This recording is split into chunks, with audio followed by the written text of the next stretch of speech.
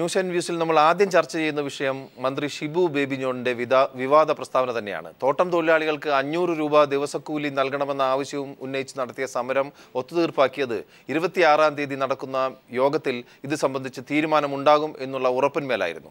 പക്ഷേ ഇന്ന് മന്ത്രി ഷിബു ബേബി ജോൺ പറഞ്ഞത് ദിവസക്കൂലി 500 രൂപയാക്കിയാൽ തോട്ടം മേഖല നിശ്ചലമാകും എന്നാണ്.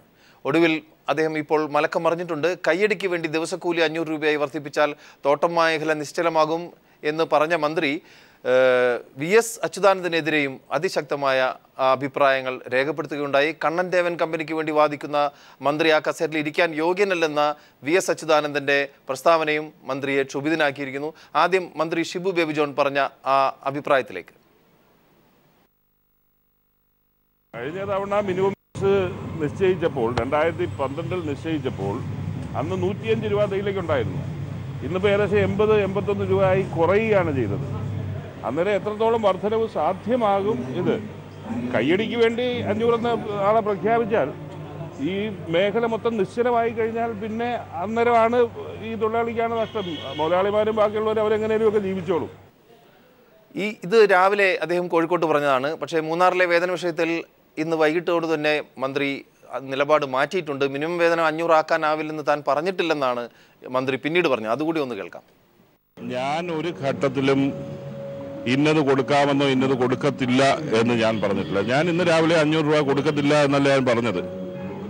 ഞാൻ പറഞ്ഞ എത്രയാണ് സാധ്യമാകുന്നത് ഇന്നത്തെ സാഹചര്യത്തിൽ അത് മനസ്സിലാക്കി എല്ലാവരും കൂടെ ചർച്ച ചെയ്തുള്ള പരിഹാരമാണ് ഉണ്ടാകുന്നത്. ഞാൻ ഒരു ഘട്ടത്തിലും ഇന്നത് കൊടുക്കത്തില്ല എന്ന് ഞാൻ പറഞ്ഞിട്ടില്ല. ഓക്കെ, ഈ വിഷയം നമ്മൾ ചർച്ച ചെയ്യുമ്പോൾ നമ്മോടൊപ്പം അതിഥികളായിരുന്ന മാധ്യമപ്രവർത്തകനായ ഷാജൻ സ്കറിയുണ്ട്, KPCC സെക്രട്ടറി അഡ്വക്കേറ്റ് PA സലീമുണ്ട്, അതോടൊപ്പം കേരള കോൺഗ്രസിനെ പ്രതിനിധീകരിച്ചുകൊണ്ട് ശ്രീ ഭാസ്കര പിള്ള ചേരുന്നു. ശ്രീ ഷിബു ബേബി ജോണിനെയും ES ബിജി മോൾ MLAയും നമ്മൾ ടെലിഫോൺ ലൈനിൽ പ്രതീക്ഷിക്കുന്നു. ആദ്യം തന്നെ ശ്രീ ഷാജൻ സ്കറിയിലേക്ക്. ഇപ്പോൾ കണ്ണൻ ദേവൻ കമ്പനിക്ക് വേണ്ടി ഉള്ളൊരു വാദമായിട്ട് ഈ മന്ത്രിയുടെ ഇപ്പോഴത്തെ ഈ ഒരു അഭിപ്രായ പ്രകടനത്തെ അതിനിശ്ചിതമായി വിമർശിക്കുന്ന വലിയൊരു സമൂഹം ഉയർന്നു വന്നിരിക്കുകയാണ്. ഒരുപക്ഷെ ചരിത്രത്തിൻ്റെ ഭാഗം മാറിയ ഒരു സമരം അവസാനിക്കുന്നത് ഇത്തരം ഉറപ്പുകളുടെ അടിസ്ഥാനത്തിലായിരുന്നു. അതിൻ്റെ തുടർ ചർച്ചകൾ അടുത്ത ദിവസങ്ങളിൽ നടക്കാനിരിക്കുമ്പോൾ മുൻകൂറായി മന്ത്രി ഇത്തരം ഒരു പ്രസ്താവന നടത്തുന്നതിനെ എങ്ങനെ കാണണം? ഈ മന്ത്രിയുടെ പ്രസ്താവനയ്ക്ക് 2-3 തലങ്ങളുണ്ട്. ഏറ്റവും പ്രധാനപ്പെട്ട കാര്യം എന്ന് പറയുന്നത്, ജനങ്ങളുടെ നികുതി പണം കൊണ്ട് മന്ത്രിയായിരിക്കുന്ന ഒരു ജനപ്രതിനിധി എന്ത് കാരണത്താലാണെങ്കിലും, ഇതിൻ്റെ ലോജിക്കോട് മാറി നിൽക്കട്ടെ, എന്ത് കാരണത്താലാണെങ്കിലും ജനപ്രതിനിധിയായി, ജനങ്ങളുടെ പ്രതിനിധിയായി തിരഞ്ഞെടുക്കപ്പെട്ട മന്ത്രി തൊഴിലാളികൾക്കും ആരാണോ പീഡനം അനുഭവിക്കുന്നത് അവർക്കും വേണ്ടിയേ സംസാരിക്കാവൂ.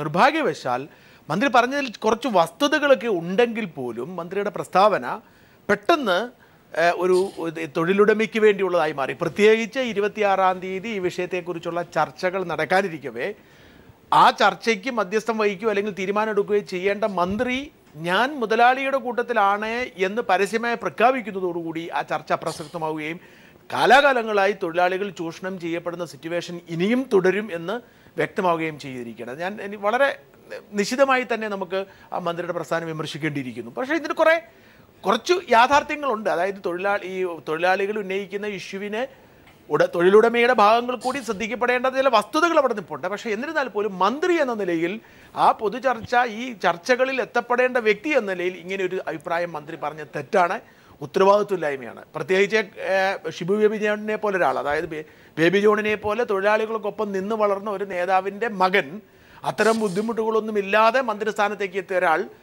മുതലാളിക്ക് വേണ്ടി സംസാരിക്കുന്നു, തൊഴിൽ വകുപ്പ് മന്ത്രി മുതലാളിക്ക് വേണ്ടി സംസാരിക്കുന്നു പറയുന്ന ഒരു വലിയ അന്യായം ഇവിടെ നടന്നിട്ടുണ്ട്. ഓക്കെ, അഡ്വക്കേറ്റ് PA സലീം, താങ്കൾ KPCC സെക്രട്ടറി എന്നുള്ള രീതിയിൽ തന്നെ താങ്കളോട് ചോദിക്കുന്നു, ഇത്തരമൊരു സംഭവം, അതായത് കേരളത്തിലെ കഴിഞ്ഞ ദിവസങ്ങളിലൊക്കെ രാജ്യം മുഴുവൻ ഉറ്റുനോക്കിയ ഒരു സമരത്തിൻ്റെ പരിസമാപ്തി ഉണ്ടായത് ഈ ചില ധാരണകളുടെ അടിസ്ഥാനത്തിലാണ്. നമ്മളത് ഇവിടെ ചർച്ച ചെയ്തുമാണ്. ആ ഒരു സാഹചര്യത്തിൽ ഇപ്പോൾ കണ്ണൻ ദേവൻ കമ്പനിക്ക് വേണ്ടി സംസാരിക്കുന്ന ഒരു തൊഴിൽ വകുപ്പ് മന്ത്രി അത് അദ്ദേഹത്തിൻ്റെ സ്വരം ഒരു ബിസിനസ്സുകാരുടെ സ്വരമായി മാറുന്നു, അല്ലെങ്കിൽ ദിവസക്കൂലി 500 എന്നുള്ളത് ഒരു വലിയ തുകയായി ആർക്കും തോന്നാത്ത ഈ ഒരു കാലഘട്ടത്തിൽ ഈ തോട്ടം മേഖല നിശ്ചലമാകും എന്നൊക്കെ മന്ത്രി പറയുന്നു. അതുമാത്രമല്ല, അദ്ദേഹത്തിൻ്റെ ഇന്നത്തെ വാചകങ്ങളിൽ മറ്റൊരു കാര്യം കൂടി ഉണ്ടായിരുന്നു. അതായത് ഇത്തരത്തിലുള്ള സമരങ്ങൾ വ്യാപിക്കുന്നത്, പ്രത്യേകിച്ച് വയനാട് പോലുള്ള സ്ഥലങ്ങളിലേക്കും ഈ രീതിയിലുള്ള സമരം വ്യാപിക്കുന്നതിൽ അദ്ദേഹം ആശങ്കപ്പെടുകയും ചെയ്തിരിക്കുന്നു. എങ്ങനെ കാണണം? അല്ല, ഒന്ന് ഈ ഷിബു ബേബി ജോൺ മുതലാളിക്ക് വേണ്ടി സംസാരിച്ചു എന്നുള്ള വിലയിരുത്തൽ പൂർണ്ണമായും ശരിയല്ല.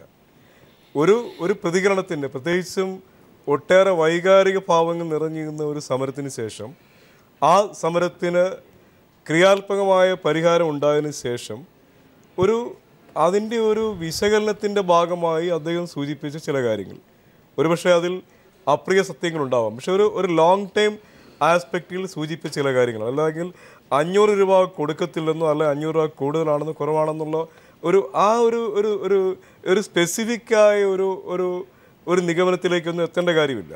പക്ഷേ തീർച്ചയായിട്ടും ഈ കേരളത്തിലൊരു തൊഴിൽ മന്ത്രി എന്ന നിലയിൽ കേരളത്തിൻ്റെ തൊഴിൽ പ്രശ്നങ്ങളെക്കുറിച്ച് വളരെ ഫെമിലിയറായ ഒരു മന്ത്രി എന്ന നിലയിൽ മൂന്നാർ സമരവുമായി ബന്ധപ്പെട്ട് നിരന്തരമായ ചർച്ചകൾക്ക് സാക്ഷ്യം വഹിച്ച ഒരു മന്ത്രി എന്ന നിലയിൽ അദ്ദേഹം നടത്തിയ ഒരു പ്രതികരണം, ആ പ്രതികരണത്തിൻ്റെ ഒരു ഭാഗം അടർത്തിയെടുത്തുകൊണ്ട് അദ്ദേഹം സമയത്ത് ഇപ്പോൾ 26-ാം തീയതി എന്നൊരു തീയതി നേരത്തെ നൽകിയിരിക്കുന്നു.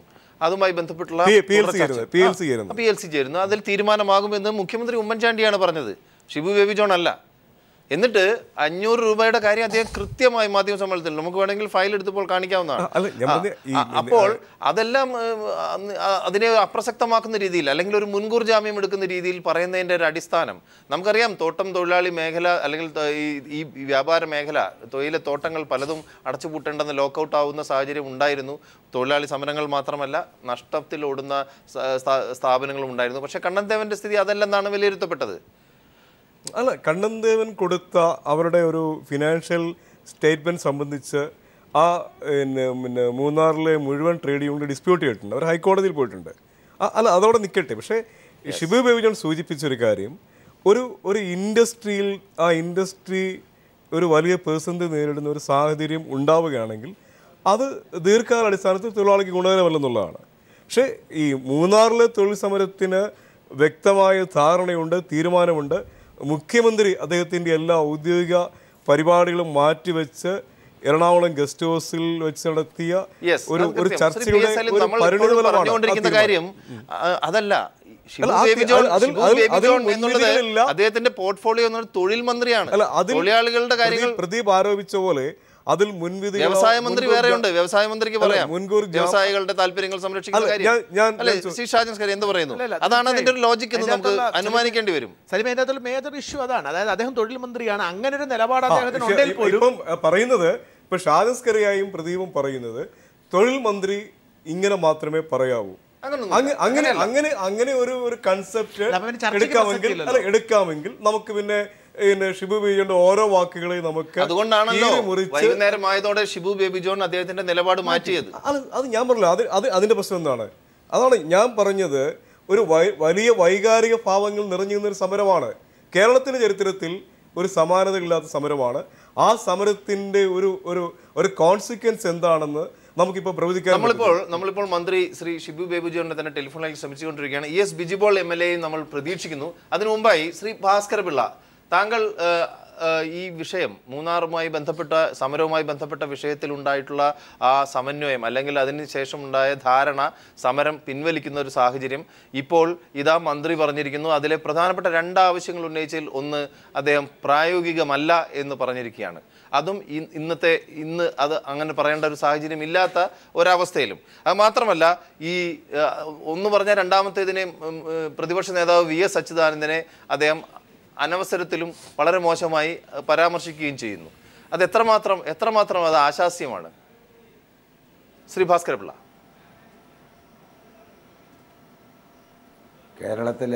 കേരളത്തിലെ തൊഴിൽ വകുപ്പ് മന്ത്രി ഒരിക്കലും ഇങ്ങനെ ഒരു പ്രസ്താവന നടത്താൻ പാടില്ലായിരുന്നു. 26-ാം തീയതി മൂന്നാറിലെ തൊഴിലാളികളുടെ വേതന പ്രശ്നത്തെക്കുറിച്ച് ചർച്ച ചെയ്ത് തീരുമാനമെടുക്കാനിരിക്കെ അതിന് മുൻകൂറായി ഇങ്ങനെ ഒരു പ്രസ്താവന നടത്തിയത്, അതിൻ്റെ പിന്നിൽ ദുരൂഹതയുണ്ട് എന്ന് ഞാൻ സംശയിക്കുന്നു.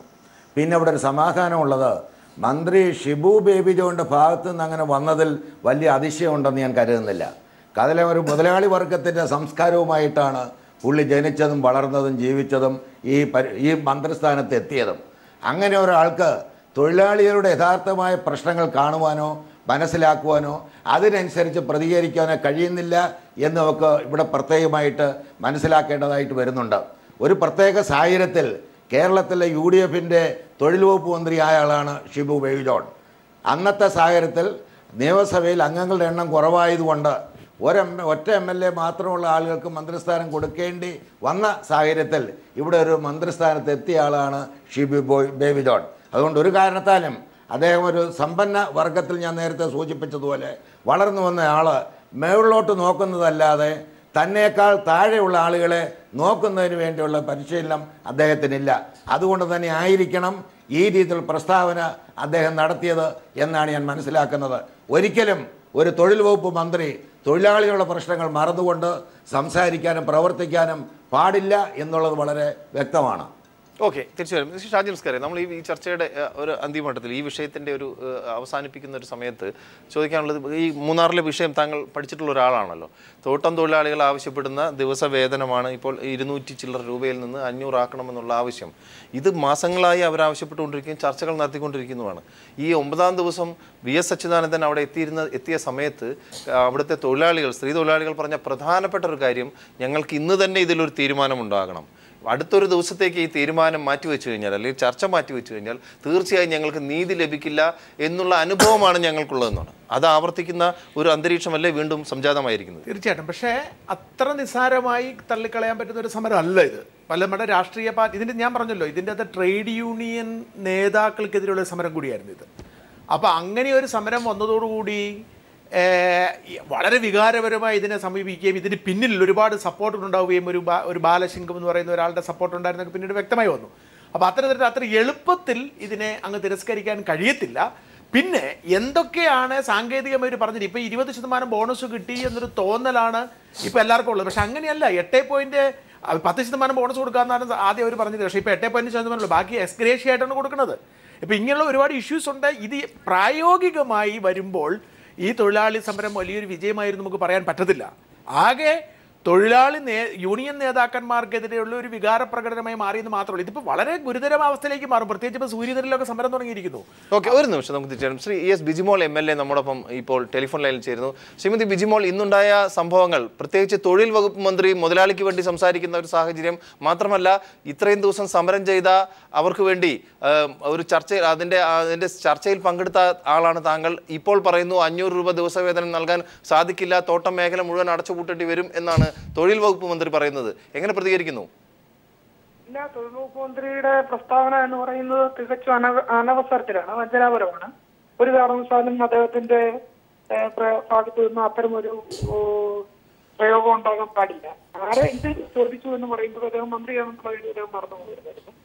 വളരെ ശ്രദ്ധയോടുകൂടി വേണമായിരുന്നു ഇത്തരം ഒരു പ്രതികരണത്തിലേക്ക് തൊഴിൽ വകുപ്പ് മന്ത്രി എത്തിച്ചേരായിരുന്നു. അപ്പൊ ഈ ഇത്രയും തീപിടിച്ച ഒരു സമരം നിൽക്കുന്ന ഒരു സന്ദർഭത്തില് ഇതുപോലൊരു നിരുത്തരവാദിത്വപരമായ പ്രസ്താവന കേട്ട് കഴിഞ്ഞാൽ സ്വാഭാവികമായി മാനേജ്മെന്റിനെ സപ്പോർട്ട് ചെയ്യുന്നതിന് വേണ്ടി മുൻകൂട്ടി ഈ പ്രോഗ്രാം സ്റ്റാർട്ട് ചെയ്തവർ ബോധപൂർവ്വം പറഞ്ഞു എന്നൊരു തോന്നൽ കേൾക്കുന്ന ആളുകൾക്കുണ്ടാകും. അപ്പൊ അതിനൊക്കെയുള്ള സാഹചര്യം യഥാർത്ഥത്തിൽ ഒഴിവായി പോകേണ്ടതായിരുന്നു. അത് തെറ്റാണ്, അതങ്ങനെ പറയാൻ പാടില്ലായിരുന്നു എന്ന ഉത്തമ വിശ്വാസമാണ് ഈ കാര്യത്തിന് എനിക്കുള്ളത്. ഈ വേതന വിഷയത്തിൽ അത് പ്രായോഗികമായി എങ്ങനെ നടപ്പാക്കണം എന്നുള്ളതിനെ കുറിച്ച് താങ്കൾക്ക് എന്തെങ്കിലും നിർദ്ദേശങ്ങൾ ഇപ്പോൾ മുന്നോട്ട് വെക്കാനുണ്ടോ ശ്രീമതി ബിജിമോൾ? ഇപ്പൊ അതിനകത്ത് ഹാൻഡ് പ്ലക്കിംഗ് ആണ്, 21 കിലോ ഹാൻഡ് പ്ലക്കിംഗ് ആണ് സ്റ്റാൻഡേർഡ് കിലോ ആയിട്ട് തീരുമാനിച്ചിട്ടുള്ളത്. ഇപ്പൊ നമ്മൾ മൂന്നാറിലെയും പല സ്ഥലത്തെയും കണക്കിലെടുത്ത് പരിശോധിക്കുമ്പോൾ ഹാൻഡ് പ്ലക്കിംഗ് സിസ്റ്റം ഇപ്പോഴില്ല, മെക്കാനിക്കൽ ഹാർവെസ്റ്റിംഗ് ആണ്. ഈ മെക്കാനിക്കൽ ഹാർവെസ്റ്റിംഗ് ആരംഭിച്ചതോടുകൂടി ഈ 200, 300, 400 കിലോ വരെ തൊഴിലാളികൾ കൊളുന്തെടുക്കുന്നുണ്ട്. അപ്പൊ സ്വാഭാവികമായിട്ട് യാഥാർത്ഥ്യങ്ങളിലേക്ക് കണ്ണു തുറക്കാനും അതിന്റെ അടിസ്ഥാനത്തിൽ കൂലി നിശ്ചയിക്കാനും തീരുമാനിച്ചാൽ ഒരു തർക്കവും വേണ്ട. 500 രൂപ കൂലി നിശ്ചയിക്കാൻ കഴിയുമെന്നുള്ള കാര്യത്തിൽ ഒരു സംശയവും വേണ്ട. യാഥാർത്ഥ്യങ്ങളിൽ നിന്ന് മാറി നിന്നുകൊണ്ട് ഇൻസെന്റീവ് അതായത് എന്ന് പറയുന്ന പറഞ്ഞ് നടത്തുന്ന കമ്പനികൾ നടത്തുന്ന തട്ടിപ്പാണ് തൊഴിലാളികൾക്ക് ശമ്പളം കൂട്ടി കൊടുക്കുന്നതിന് തടസ്സമായി നിൽക്കുന്നത്. ഇപ്പോൾ തന്നെ അവിടുത്തെ തൊഴിലാളികൾ സമരം പിൻവലിച്ച സാഹചര്യത്തിലും അവർ അസംതൃപ്തി രേഖപ്പെടുത്തിക്കൊണ്ടിരിക്കുകയാണ്. പ്രത്യേകിച്ച് എക്സ്ഗ്രേഷ്യാക്കി മാറ്റി ബോണസ് എന്നുള്ളൊരു വാദം ഒരു വശത്ത് നിൽക്കുന്നു. ബോണസിന് വേണ്ടിയാണ് ഒരു സമരത്തിൻ്റെ വലിയൊരു ആവശ്യം ഉണ്ടായിരുന്നത്, അത് തന്നെ 8% കുറച്ചു എന്നുള്ളൊരു പരാതി. അതോടൊപ്പം ഇത്തരം വാർത്തകൾ പുറത്തു വരുമ്പോൾ ഈ സമരം ഇനിയും ആളിക്കത്താനുള്ള സാഹചര്യമല്ലേ ഉണ്ടാവുന്നത് ശ്രീമതി ബിജിമോൾ? അല്ല, അത് മൂന്നാറിലെ മാത്രം പ്രശ്നമല്ല. ഈ സമരത്തിന്റെ തുടക്കം മുതൽ നമ്മൾ പറഞ്ഞുകൊണ്ടിരിക്കുന്നതാണ്. മൂന്നാറിലെ മാത്രം പ്രശ്നമല്ല. ഈ വിഷയത്തില് ഞാൻ ഇന്ന് രാവിലെ പല ചർച്ചയുടെ ഭാഗമായി ഞാൻ പറഞ്ഞിട്ടുണ്ട്. ഈ വിഷയത്തിൽ ആദ്യമായി ഈ കഴിഞ്ഞ നിയമസഭാ സമ്മേളനത്തിലെ കോളിംഗ് അറ്റൻഷൻ കൊണ്ടുവന്ന രാജേന്ദ്രൻ എം എൽ എ ഞാൻ ഈ വിഷയവുമായി ബന്ധപ്പെട്ട് കോളിംഗ് അറ്റൻഷൻ സബ്മിഷൻ കൊണ്ടുവന്നിരുന്നു.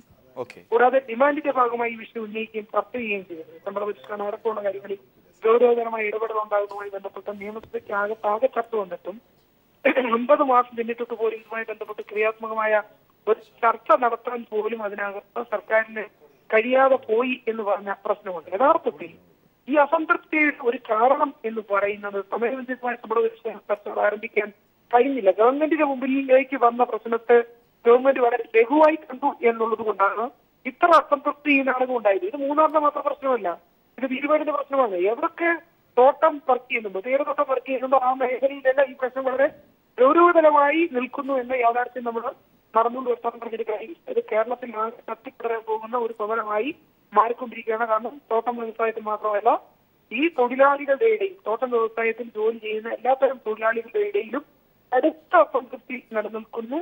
ആ നിലനിൽക്കുന്ന സാഹചര്യമാണ് ചെറിയൊരു ഇപ്പരി പോലും ഇത്ര വലിയ അപ്പി ഉണ്ടാക്കുന്നതിന് കാരണമായി മാറും. യെസ്, വളരെയധികം നന്ദി ഈ ചർച്ചയിൽ പങ്കെടുത്തതിന് ശ്രീമതി ബിജിമോൾ. നമ്മളൊരു ഇടവേളയിലേക്ക് പോവുകയാണ്. ഇടവേളയ്ക്ക് ശേഷം മറ്റൊരു വിഷയം നമ്മൾ ചർച്ചയ്ക്കെടുക്കുകയാണ്. RSS SNDP ബന്ധത്തിനെതിരെ കോൺഗ്രസും ശക്തമായി രംഗത്തെത്തിയിരിക്കുന്നു.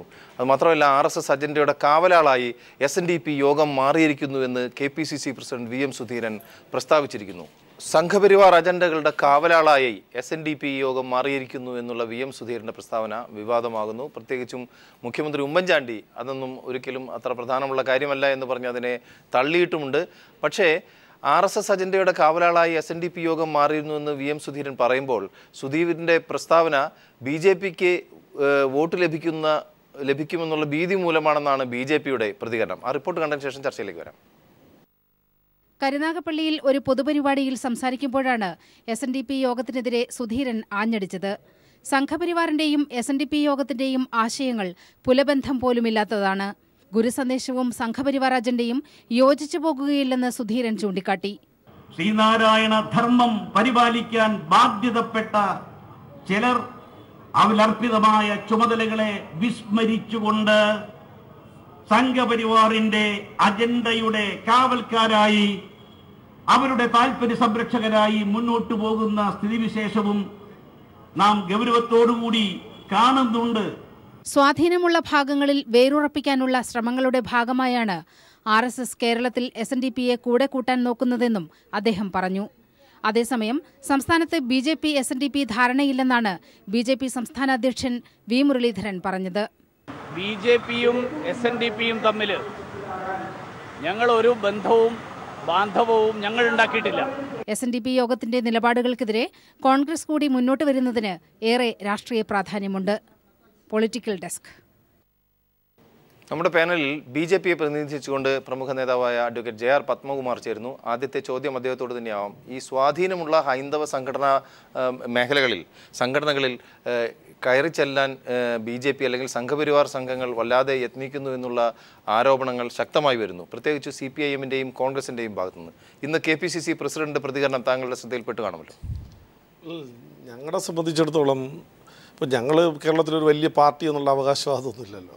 പക്ഷേ ഇപ്പോൾ ഉണ്ടായിട്ടുള്ള രാഷ്ട്രീയ സാഹചര്യത്തിൽ കോൺഗ്രസും മാർക്സിസ്റ്റ് പാർട്ടിയും ഞങ്ങളെ ഭയക്കുന്നു എന്നുള്ളതിൻ്റെ തെളിവാണിത്. മാർക്സിസ്റ്റ് പാർട്ടിയുടെ സംസ്ഥാന കമ്മിറ്റിയിൽ അതേപോലെ സെൻട്രൽ കമ്മിറ്റിയിലൊക്കെ പ്രധാന വിഷയം കേരളത്തിൽ BJP വളരാൻ ഞങ്ങൾ സമ്മതിക്കില്ല, എന്ത് വില കൊടുത്തും ഞങ്ങളതിനെ തടുക്കും. ഇപ്പോൾ കോൺഗ്രസും അത് തന്നെയാണ്. ഇപ്പോൾ സുധീരനെ സംബന്ധിച്ചിടത്തോളം ഗ്രൂപ്പ് രാഷ്ട്രീയത്തിൻ്റെ പരിണിത ഫലമായിട്ട് അദ്ദേഹം ഏറെക്കുറെ ഒറ്റപ്പെട്ടൊരു നിലയിലാണ്. അപ്പോൾ ഇപ്പോൾ ഒരു പിന്തുണ ബഹുജനങ്ങളുടെ ഇടയിൽ ഒരു ചർച്ചയാവണം, ഒരു പിന്തുണ കിട്ടണമെങ്കിൽ ഇപ്പോൾ ഏറ്റവും എളുപ്പം BJPയോ RSSയോ SNDPയോ കുറേ ആക്ഷേപങ്ങൾ ഉന്നയിക്കുക എന്നുള്ളതിന് അപ്പുറം ഇതിലെന്ത് യാതൊരു പ്രാധാന്യവും അല്ലേ. ശ്രീനാരായണ ധർമ്മവും സംഘപരിവാറിന്റെ തത്വങ്ങളും തമ്മിൽ യോജിച്ചു പോകുമെന്ന് അല്ല. അദ്ദേഹം ആദ്യം സംഘപരിവാറിന്റെ തത്വം എന്താണെന്ന് അദ്ദേഹം പറയട്ടെ. അദ്ദേഹം മനസ്സിലാക്കാത്തത് കൊണ്ടാണല്ലോ. ഞാനൊന്ന് ഒരു കാര്യം പറയും. ഇവിടുത്തെ രാഷ്ട്രീയം എന്താ? NSS സംഘടിച്ച് ശക്തമായാൽ എല്ലാവരും സ്വീകാര്യരാണ്. SNDP സംഘടിച്ച് ശക്തരായാൽ എല്ലാവർക്കും സ്വീകാര്യതയുണ്ട്. KPMS സംഘടിച്ച് ശക്തരായ എല്ലാവർക്കും ഉണ്ട്. ഇതെല്ലാം കൂടി ഞങ്ങളൊരു വോട്ട് ബാങ്ക് ആണെന്ന് പറഞ്ഞു വരുമ്പോൾ ആർക്കും ഒരു ഭയമാണ്.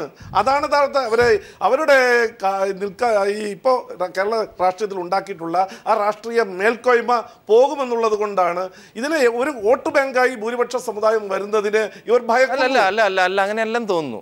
മതസൗഹാർദ്ദം, സാഹോദര്യം തുടങ്ങിയ ആപ്തവാക്യങ്ങൾ മുന്നോട്ട് വെക്കുന്ന ശ്രീനാരായണ ഗുരു ധർമ്മവും ഒരു മതം മാത്രം മതിയെന്ന് പറയുന്ന ഒരു മതം വേണമെന്ന്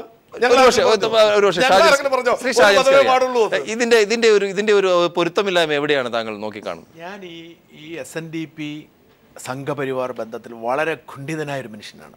അതിൻ്റെ ഒരു പ്രധാന കാരണം SNDP അംഗത്വമുള്ള ഒരു നസ്രാണിയാണ് ഞാൻ വളർന്നു വന്ന ഗ്രാമത്തിലെ നസ്രാണികളായ ഞങ്ങൾ ഏറ്റവും അധികം ബന്ധപ്പെട്ടു വന്നിരുന്നൊരു സമൂഹമാണ് ഈ SNDP അംഗങ്ങൾ. അങ്ങനെ ഒരുമിച്ച് വളർന്നു വന്നിരുന്ന ആ സംവിധാനം അങ്ങനെ തന്നെ ഞങ്ങളിൽ പലരും മെമ്പർഷിപ്പ് എടുത്തിട്ടുണ്ട്.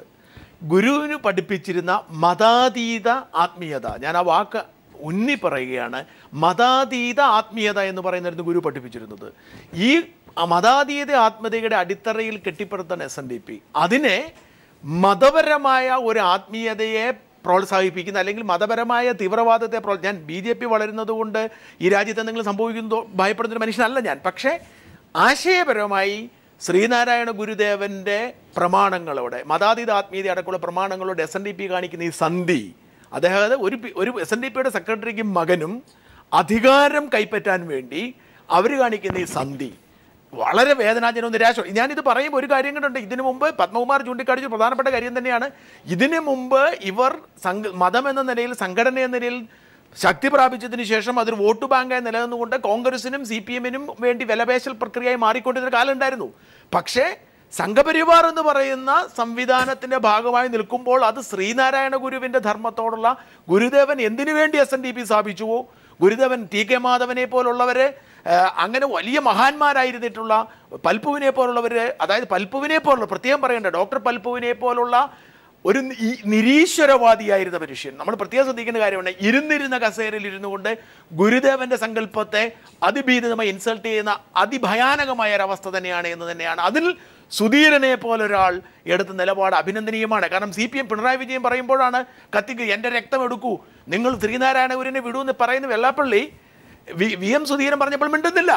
കാരണം CPM-നെ ടാർഗറ്റ് ചെയ്യുക എന്നുള്ള അജണ്ടയാണ് ഇത്രയും കാലം ഉണ്ടായിരുന്ന. അതിലേക്ക് ആ യാഥാർത്ഥ്യം തിരിച്ചറിഞ്ഞ് സുധീരൻ വന്നതിൽ എനിക്ക് വലിയ ആദരവും വലിയ സ്നേഹമുണ്ട്. ഞാൻ എപ്പോഴും പറയാറുണ്ട്, എനിക്ക് പേഴ്സണലി ഇഷ്ടമുള്ള 2 നേതാക്കന്മാരാണ് VM സുധീരനും പിണറായി വിജയനും. അപ്പോൾ ഇവർ രണ്ടുപേരും അവരുടെ അന്തസ്സ് നിലനിർത്താൻ പ്രധാനപ്പെട്ട കാരണം സമുദായ നേതാക്കന്മാരെ നേരിടാനുള്ള അവരുടെ തൻ്റെ ഇടമാണ്. സുധീരനെ ഒരു വലിയ ക്ലാപ്പ് കൊടുക്കണമെന്ന് ഞാൻ ആഗ്രഹിക്കുകയാണ്. സുധീരൻ ഇപ്പോൾ എടുത്ത നടപടി വളരെ അംഗീകരിക്കപ്പെടേണ്ടതാണ്. ഇതാണ് ഈ പൊതുസമൂഹം ചർച്ച ചെയ്യേണ്ടത്. അത് ആ ചർച്ചയിലേക്ക് വരുന്നുണ്ട്. ഇന്ന് മലപ്പുറത്ത് ഒരു വർഗീയ വിരുദ്ധ സെമിനാറിൽ CPM സംസ്ഥാന സെക്രട്ടറി കോടിയേരി ബാലകൃഷ്ണൻ ഇത് സംബന്ധിച്ച ഒരു അഭിപ്രായം പറയുകയുണ്ടായി. അതൊന്ന് കണ്ടതിന് ശേഷം ചർച്ച തുടരാം.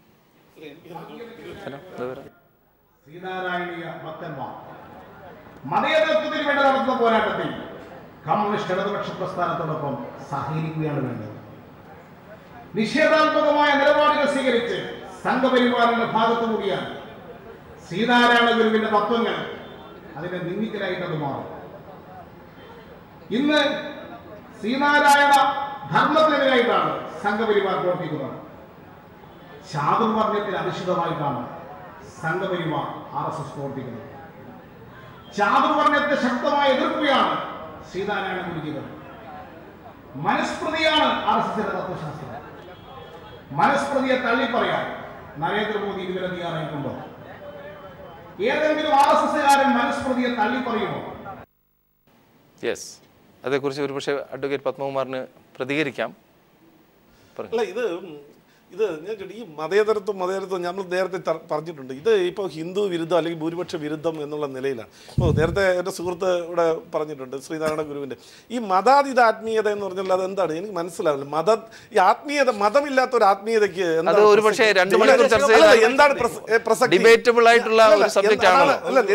ആണെന്നുകൊണ്ടാണ് ഞാൻ പറയുന്നത്. ഈ ശ്രീനാരായണ ഗുരു അദ്ദേഹം ചെയ്തിട്ടുള്ള കേരളത്തിലെ അന്നത്തെ കാലഘട്ടത്തിൽ ഒരു നടപ്പിലാക്കിയ നവോത്ഥാന പ്രക്രിയ അത് സമൂഹത്തിൻ്റെ മറ്റു തട്ടിലേക്ക് പോകാത്തതാണ് ഈ കേരളത്തിൽ ഉണ്ടായിട്ടുള്ള ഏറ്റവും ഇന്നത്തെ ഈ അവസ്ഥയിൽ ഉണ്ടായിട്ടുള്ള ഏറ്റവും വലിയ ബുദ്ധിമുട്ട്. ഇപ്പോൾ കോടിയേരി ബാലകൃഷ്ണൻ വലിയൊരു വർഗീയ വിരുദ്ധ കൺവെൻഷൻ കോട്ടയത്ത് അവർ നടത്തി. ആരാ ഉള്ളത് പറയട്ടെ? തങ്കു ഫാസ്റ്റർ. അത് അദ്ദേഹത്തിനെ ഇരുത്തിക്കൊണ്ടാണ് മതേതരത്വ സംഗമം നടത്തുന്നത്. തങ്കു ഫാസ്റ്റർ ആരാ? ഏകദേശം 3000-4000-ഓളം SNDP ഈഴവ സമുദായത്തിന് മതം മാറ്റി ഒരു പ്രത്യേക മതത്തിന്റെ താല്പര്യത്തിന് വേണ്ടി മതപ്രചരണവുമായി കഴിഞ്ഞ ദിവസം AKG സെന്ററിൽ നടന്ന സെമിനാറിൽ എല്ലാ മതവിഭാഗങ്ങളിലെയും ആത്മീയ നേതാക്കൾ ഉൾപ്പെടെ ഹിന്ദു സന്യാസിമാരെ അല്ലെങ്കിൽ ഹിന്ദു ഐഡിയോളജി പറയുന്ന ആൾ മാത്രം വർഗീയ വിരുദ്ധവും ബാക്കി എല്ലാവരും സ്വർഗീയം എന്നുള്ളൊരു ഇവരുടെ ഈ ഇരട്ട താല്പര്യമുണ്ടല്ലോ. ഇത് ജനങ്ങൾ മനസ്സിലാക്കി. അതുകൊണ്ടാണ് ഇവർ പറയുന്നത് കേൾക്കാൻ ആളുകൾ തയ്യാറാകാത്തതും ഞങ്ങൾ പറയുന്നത് ശരിയാണെന്ന് ആളുകൾ. ശ്രീ പത്മകുമാർ, താങ്കൾ പറഞ്ഞതിന് വേണ്ടി നമ്മൾ തർക്കിക്കാൻ വരുന്നില്ല. പക്ഷേ ഒരു കാര്യം മനസ്സിലാക്കണം, ഈ SNDP യോഗം എന്ന് പറയുന്ന എല്ലാം വെള്ളാപ്പള്ളി നടേശനല്ല. അല്ല, ഞങ്ങൾ SNDP യോഗത്തെന്ന് പറഞ്ഞില്ലല്ലോ. ഞങ്ങൾ ശ്രീനാരായണ ഗുരുവിന്റെ സന്ദേശങ്ങളെയാണ് ഞങ്ങൾ പറയുന്നത്. ഒരു കാര്യം മനസ്സിലാക്കാനുള്ളത്, ശ്രീനാരായണ ഗുരു എന്തുകൊണ്ടാണ് ഈഴവശവനെ പ്രതിഷ്ഠിച്ചത്? അല്ലെങ്കിൽ അദ്ദേഹം കുരിശ് പ്രശ്നിക്കാൻ പോയില്ലല്ലോ, അല്ലെങ്കിൽ വേറെ ഏതെങ്കിലും മോസ്ക് ഉണ്ടാക്കാൻ പോയില്ലല്ലോ. ഈ SNDPയെ പിടിച്ച അവസാന കാലം നാട് വിട്ടു പോയ ആളാണ് ശ്രീനാരായണ ഗുരു എന്ന് കൂടി ഉൾക്കൊള്ളണം. പക്ഷേ ശ്രീ ഭാസ്കര പിള്ള അദ്ദേഹം നമ്മോടൊപ്പം പാനലിലുണ്ട്. ഈ ഒരു വിഷയത്തിൽ ഈ വർഗീയതയ്ക്കെതിരെയുള്ള പോരാട്ടം പലപ്പോഴും ഈ RSS സംഘപരിവാർ BJPയുടെ സമുന്നതരായ ഉന്നത വിദ്യാഭ്യാസമുള്ള നേതാക്കൾക്ക് പോലും ചർച്ച ചെയ്തിട്ട് പോലും മനസ്സിലാവാത്ത ഒരു ദൗർഭാഗ്യകരമായ അന്തരീക്ഷം നിലനിൽക്കുന്നുണ്ട്. താങ്കൾ എങ്ങനെ പ്രതികരിക്കുന്നു?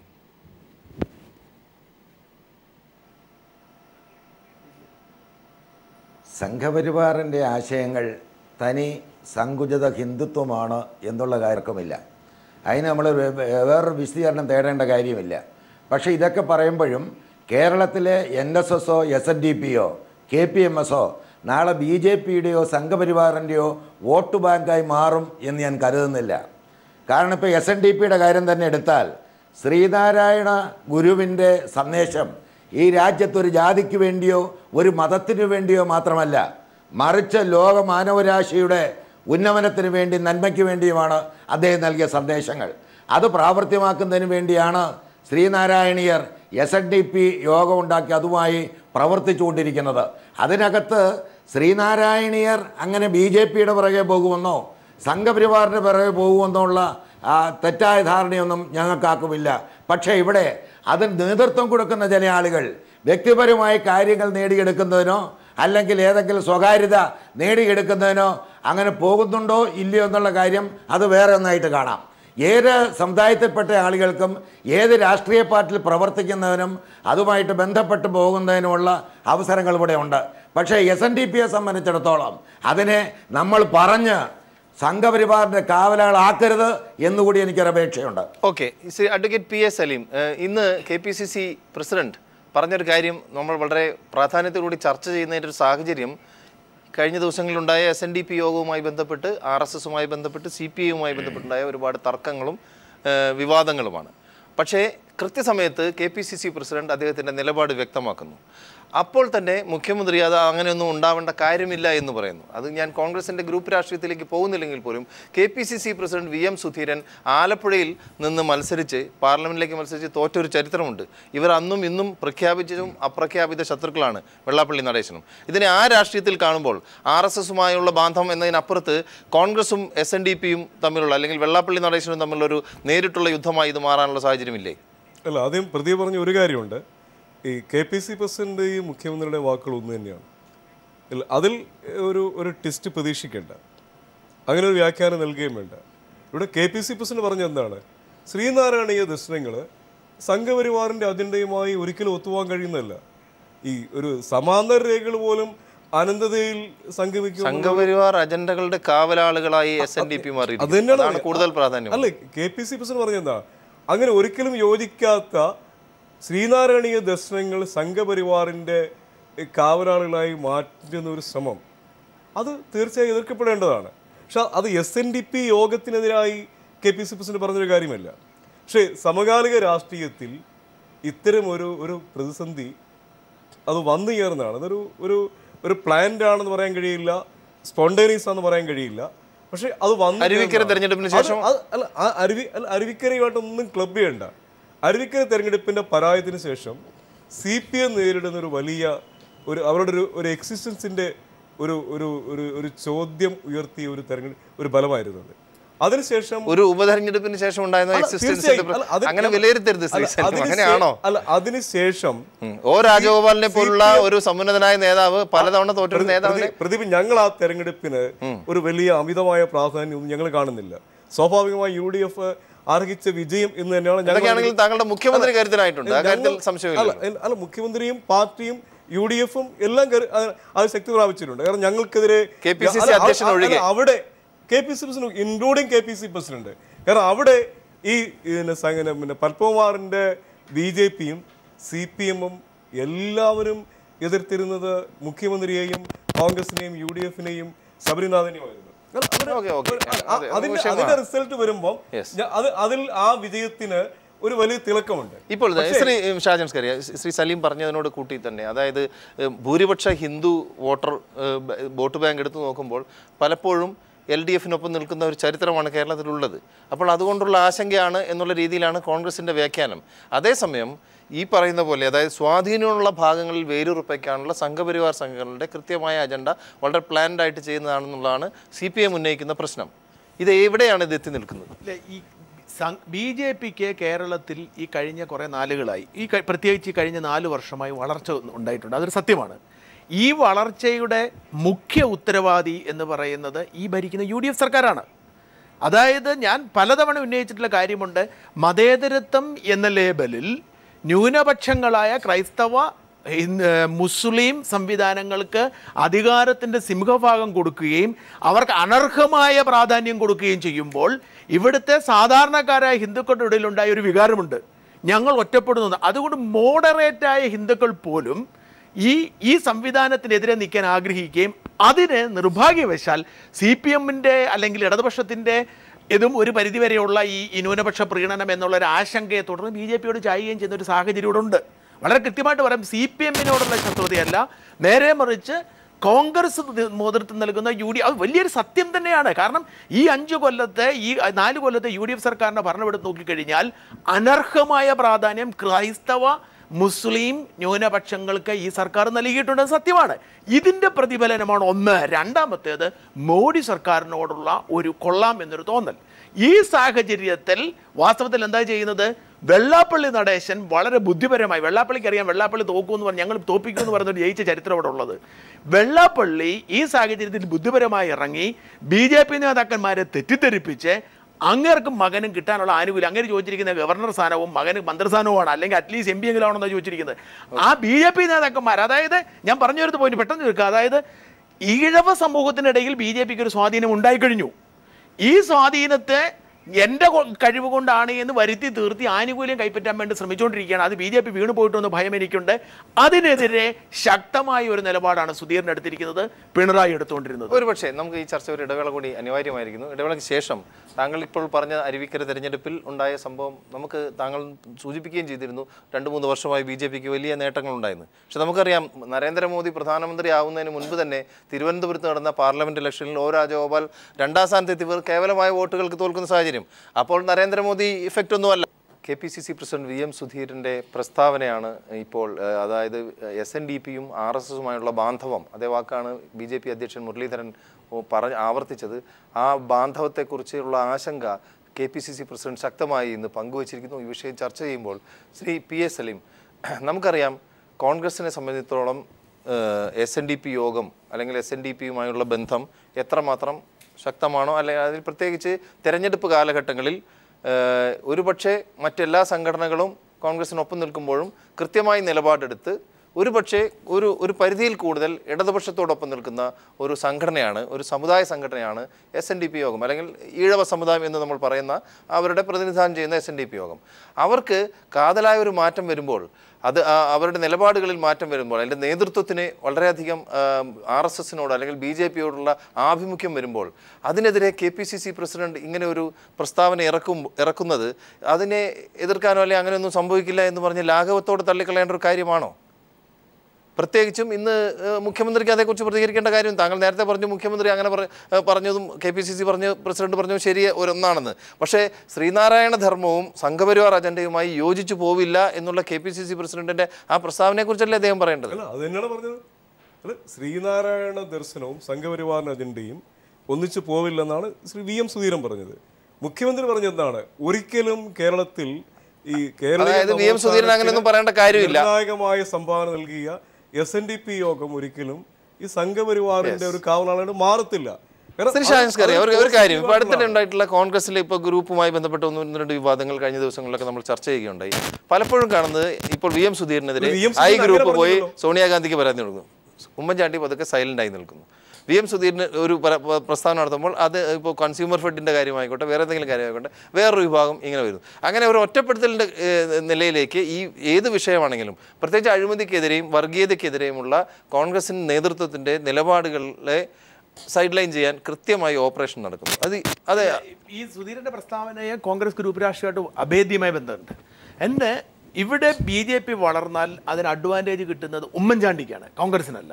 അതായത് അമിത് മുമ്പ് തന്നെ നമ്മൾ പലതാണ് വ്യക്തമാക്കി മുമ്പ് തന്നെ നമ്മൾ വ്യക്തമാക്കിയിട്ടുള്ള വസ്തുത ഉണ്ട്, തീർച്ചയായിട്ടും ഉണ്ട്. കാരണം പറഞ്ഞുതരാം, ഇവിടെ BJP വളർന്നാൽ ക്ഷീണം ചെയ്യുന്ന CPM-നാണെന്നാണ് ഇവർ വിലയിരുത്തുന്നത്.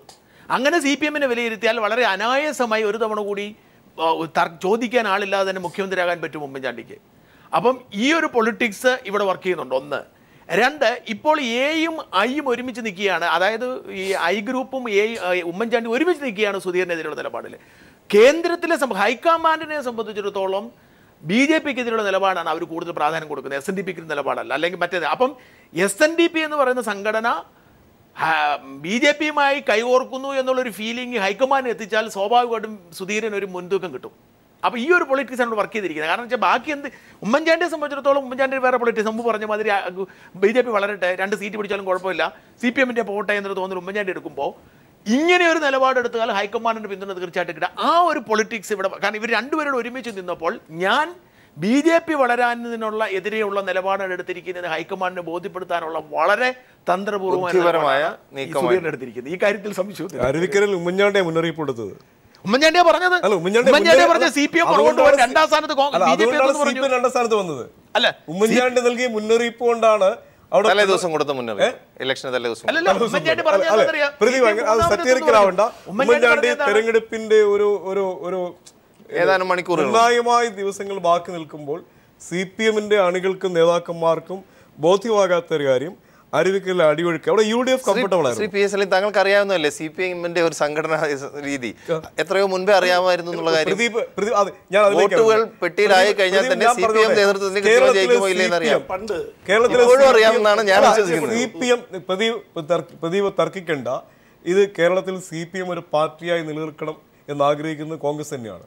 പക്ഷെ CPM അവരുടെ സമീപകാല നിലപാടുകൾ, ഞാൻ പറയാം, RSS-ന് സംഘപരിവാറിനും കേരളത്തിൽ ഇത്രയും സ്പേസ് നവമാധ്യമങ്ങളിലൊക്കെ ഇപ്പൊ തിരിച്ചു വന്നു തുടങ്ങി. ഇതിനു മുമ്പ് പറഞ്ഞ നവമാധ്യമങ്ങളിൽ എല്ലാവരും CPM-നെതിരെ എന്ത് പറഞ്ഞാലും ഇപ്പൊ പറയുന്നത് ഒരു കാരണവുമില്ലാതെ രാഷ്ട്രീയ നിരീക്ഷകരാണെങ്കിലും രാഷ്ട്രീയ പ്രവർത്തകർ മാധ്യമ പ്രവർത്തകരാണെങ്കിലും വെറുതെ CPM-നെതിരെ എന്തെങ്കിലും പറഞ്ഞ് പോവുക, അതിനെ സബ്സ്റ്റാൻഷിയേറ്റ് ചെയ്യുന്ന രീതിയിലുള്ള യാതൊരു ഇതുമില്ല. CPM എന്ത് തെറ്റ് ചെയ്തു എന്നാണ് ഇപ്പൊ പറയുന്നത്. വെറുതെ അല്ലല്ലോ.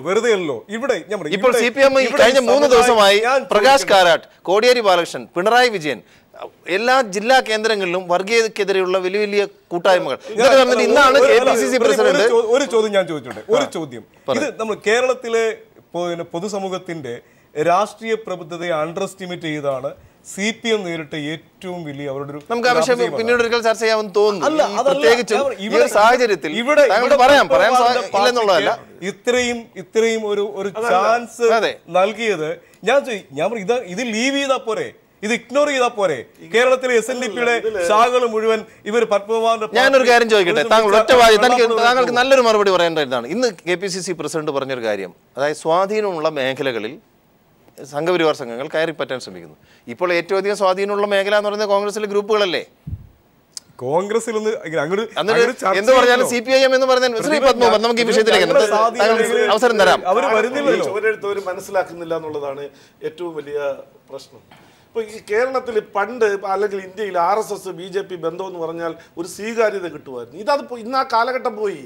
ഇന്ന് കാലഘട്ടം ഇന്ത്യയിൽ ഏറ്റവും കൂടുതൽ ജനപ്രതിനിധിയുള്ളൊരു പാർട്ടി ഭാരതീയ ജനതാ പാർട്ടി, സംഘപരിവാർ പ്രസ്ഥാനങ്ങളുമായി ബന്ധമുണ്ട്. ഏറ്റവും വലിയ ട്രേഡ് യൂണിയൻ, ഏറ്റവും വലിയ വിദ്യാഭ്യാസ ശൃംഖലകൾ, സ്ഥാപനങ്ങൾ നടത്തുന്ന ശൃംഖലയുള്ള ഇത്, ഏറ്റവും കൂടുതൽ വിശ്വഹിന്ദു പരിഷത്ത് പോലുള്ള ഏറ്റവും വലിയ സംഘടന. ഇങ്ങനെ നോക്കുമ്പോൾ ഇന്ത്യയിലെ ബഹുഭൂരിപക്ഷം ആളുകളും പ്രവർത്തിക്കുന്ന ബന്ധമുള്ളൊരു സംഘടന ആണ് രാഷ്ട്രീയ സ്വയംസേവക സംഘം. ഇതിനെ മാറ്റി വെച്ചുകൊണ്ട് ഇത് ഭീകരമാണെന്ന് പറഞ്ഞാൽ ഇന്ത്യയെ തന്നെ ഭീകരവാദ രാഷ്ട്രമായി കോൺഗ്രസിനേക്കാളും വലിയ സംഘടനയാണോ വിശ്വ ഹിന്ദു പരിഷത്ത്? സംശയം തോന്നുന്നു. ഇവിടുത്തെ പ്രശ്നം, കേരളത്തിലെ പ്രശ്നം എന്ന് പറഞ്ഞാൽ മദനി സ്വർഗീയവാദി, മതേതരവാദി, ഈ തങ്കു ഭാസ്കർ മതേതരവാദി, ഇങ്ങനെ ഇവരെയൊക്കെ മതേതരവാദിയുടെ വക്താക്കളാക്കി കൊണ്ടുവരികയും ഹിന്ദു സംഘടനകളെ മാത്രം വർഗീയവാദിയെ ചിത്രീകരിക്കുകയും ചെയ്യുന്നത് ജനങ്ങൾ മനസ്സിലാക്കുന്നുണ്ട്. ഈ ജനങ്ങൾ മനസ്സിലാക്കുന്നത് കൊണ്ടാണ് ഇന്ന് അതിന് സ്വീകാര്യത കിട്ടുന്നത്. നമുക്കൊന്നൊരു ഇടവേള എടുക്കാം. നമുക്ക് അറിയാവുന്നതാണ് കേരള രാഷ്ട്രീയത്തിൽ കോലീബി അല്ലേ, കോൺഗ്രസ് ലീഗ് BJP ബന്ധങ്ങളൊക്കെ രാഷ്ട്രീയവുമായി ബന്ധപ്പെട്ട് മറന്നുപോയതാണോ എന്നറിയില്ല, എങ്കിലും അതുകൂടി ഇന്ന് ചർച്ചയ്ക്ക് എടുക്കാവുന്ന വർഗീയതയ്ക്കെതിരെയുള്ള പോരാട്ടം അതല്ലെങ്കിൽ അവർക്കെതിരെയുള്ള പ്രതിരോധം CPIM അല്ലെങ്കിൽ ഇടതുപക്ഷ പാർട്ടികൾ കഴിഞ്ഞ കുറച്ച് ദിവസങ്ങളായി ശക്തമായി മുന്നോട്ട് വയ്ക്കുന്ന ഒരു സാഹചര്യത്തിലാണ് ഇന്ന് KPCC പ്രസിഡന്റ് SNDPയും RSSും തമ്മിലുള്ള ബാന്ധവത്തെ എതിർത്തുകൊണ്ട് ഇന്ന് മുന്നോട്ട് വന്നിരിക്കുന്നത്. അദ്ദേഹം പറഞ്ഞ പല പ്രധാന കാര്യങ്ങളും പൊതുവെ സ്വീകരിക്കപ്പെട്ടു എന്നും നമ്മുടെ ഈ ചർച്ചയുടെ ഒരു കൾമിനേഷൻ എന്ന രീതിയിൽ നമുക്ക് കാണാൻ സാധിക്കും. അതോടൊപ്പം തന്നെ നമുക്കറിയാം ഈ അധികാരത്തിന് വേണ്ടിയുള്ള സമരസങ്ങൾ, അധികാര സ്ഥാനങ്ങൾ, പ്രത്യേകിച്ച് തെരഞ്ഞെടുപ്പ് വരുമ്പോൾ ഉണ്ടാകുന്ന ചില ബന്ധങ്ങൾ, ആ ബന്ധങ്ങൾ താൽക്കാലികമായി പോകുന്ന ഒരു സാഹചര്യം കൂടി നമ്മൾ കണ്ടിട്ടുണ്ട്. SNDP യോഗം ജനറൽ സെക്രട്ടറി ശ്രീ വെള്ളാപ്പള്ളി നടേശന് വളരെയധികം താല്പര്യം വരുന്ന ഒരു സാഹചര്യം പ്രത്യേകിച്ചും അരുവിക്കര തെരഞ്ഞെടുപ്പിന് ശേഷമാണ്. നമ്മൾ കണ്ടിട്ടുള്ള കാഴ്ച കോൺഗ്രസ് പാർട്ടി ആണെങ്കിൽ UDFൽ പ്രത്യേകിച്ചും ലീഗ് ആണെങ്കിലും BJP ആയി പോലും പണ്ടെല്ലാം വോട്ടുകൾ മറച്ചു വിൽക്കുന്ന ഒരു രീതി ഉണ്ടായിരുന്ന BJP ഇപ്പോൾ അങ്ങനെ അതിൽ നിന്ന് മാറുന്നു എന്നുള്ള സൂചനകൾ കിട്ടുമ്പോൾ തന്നെ ശ്രീ ഭാസ്കരപിള്ള ഈ കോലീബി ബന്ധങ്ങൾ പോലുള്ള ബന്ധങ്ങൾ, അതുപോലെ ഒരു സംഘമായി ഇപ്പോൾ SNDP യോഗവും RSSും തമ്മിലുള്ള ബന്ധം, ഇപ്പോൾ ഇതേ KPCC പ്രസിഡന്റും അതിശക്തമായി രംഗത്ത് വന്നിരിക്കുന്നു. ഇതിനെതിരെ എങ്ങനെ കാണുന്നു ഇതിനെ രാഷ്ട്രീയമായി ചുരുക്കി?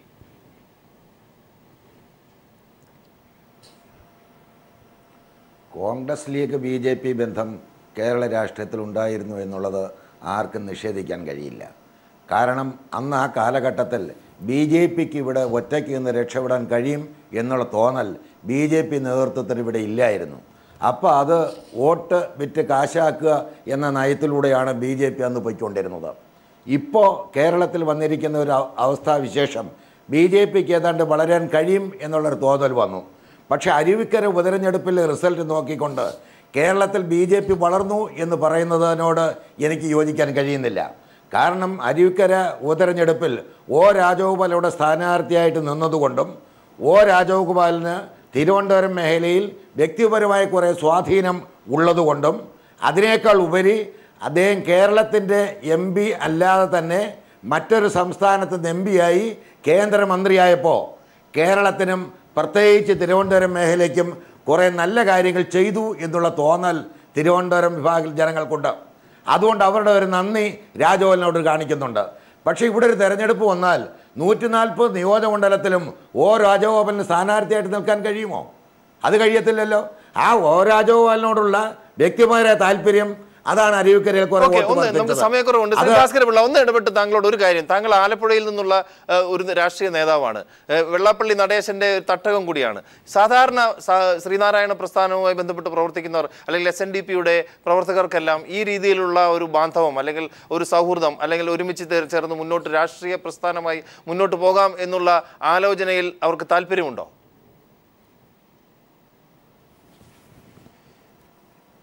ഇല്ല. SNDP ആയിട്ട് പ്രവർത്തിക്കുന്ന സാധാരണ പ്രവർത്തകർക്ക് അങ്ങനെ സംഘപരിവാറുമായിട്ട് ബന്ധപ്പെട്ട് പ്രവർത്തിക്കണമെന്നുള്ള താല്പര്യമുണ്ട് എന്നെനിക്ക് തോന്നുന്നില്ല. അതിൻ്റെ നേതൃത്വ സ്ഥാനത്തിരിക്കുന്ന ചില ആളുകൾക്ക് വ്യക്തിപരമായി കാര്യസാധ്യത്തിന് വേണ്ടി അത് പ്രയോഗിക്കുന്നു എന്നുള്ളതല്ല.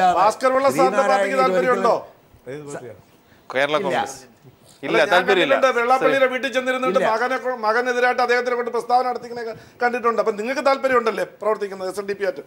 SNDP യോഗവുമായി എല്ലാ രാഷ്ട്രീയ പാർട്ടികളും നല്ല ബന്ധമല്ലേ? അതിന്റെ ഒരു പ്രശ്നം